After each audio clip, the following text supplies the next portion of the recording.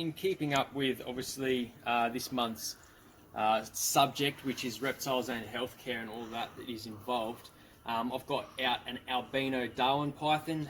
So we're going to go through just a couple of the healthcare stuff that you guys can do at home that's super easy and can prevent you guys from having any issues that may come up. Regularly checking it and everything like that. So first off, what you want to do is obviously have a look over all of the skin.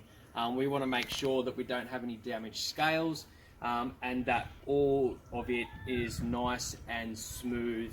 We're looking for things like mites.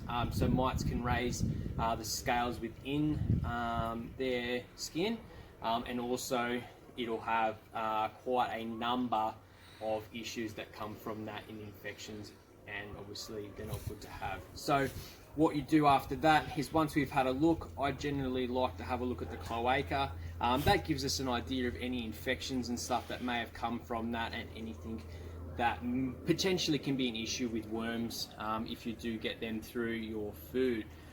Moving on from that, I then give it a good look over of the mouth within, or the neck lining. Underneath here you can see where the skin flap opens up as they eat and expands. A lot of the time the mites will get into that.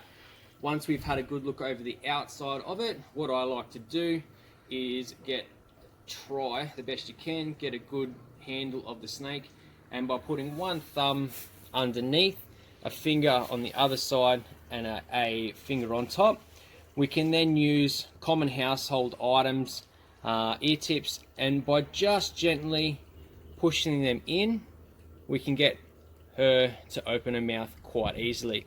Then from there, I'm going to look at all the teeth just to make sure that we don't have any infection into there, as well as down the throat. Have a look at the trachea, which is the little tongue part here.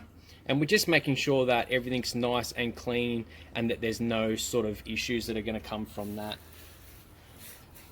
Past that, guys, they are really simple and easy to look after, and if you do these basic care, you'll find that you'll have very limited issues that come up over time, and that, the only real issues that you will see generally will be people who have unprotected heat sources, so light cages, heat mats and everything like that, which then cause their burns on their skin.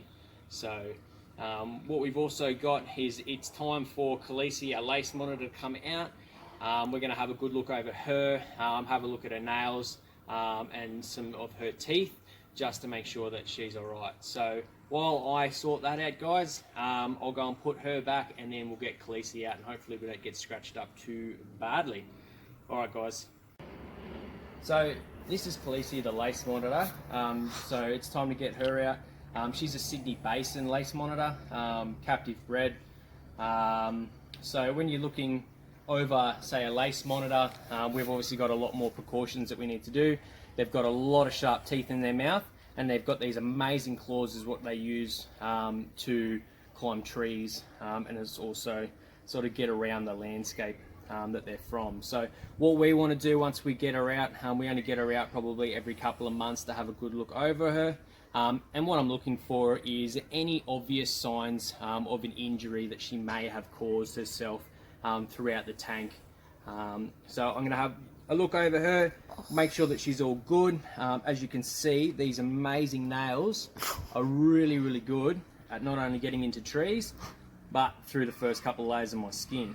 So looking at her nails, you can see how long and sharp they are. Now, for a lace monitor, they're actually not too bad. So we can trim them down a little bit, same as in the previous video with the cuticles and all that kind of stuff, and we just take off that top little bit here.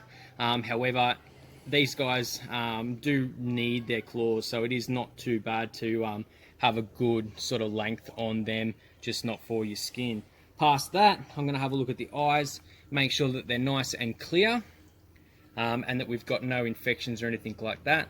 Have a look around sort of the gum line, making sure that she hasn't sort of bitten a log or anything like that, thrashing around. You can see with her that she's starting to come into shed, so she's got a bit of her skin flaking off here. which is just good because, you know, it means she's growing really well. So if we just sort of give that a bit of a scratch, you'll see these looser parts that'll come up. So from there, we obviously check all the back nails and stuff out, and then the tail, which is what they use to whip in a defensive sort of structure. So that's her. Obviously, whenever you're handling a lot of reptiles like these guys, you do need to be really careful and have a good grip. However, you don't want to strangle them. So you just want to make sure that they've always got access to being able to breathe. It reduces the stress for them as well as all the anxiety and stuff. So hope you guys enjoyed. We'll keep these videos coming. I know there's a lot of people that have PM'd through a couple of questions and stuff. Please, I am getting onto them. We just have to bump through it all. So thanks for watching, guys. Chat soon.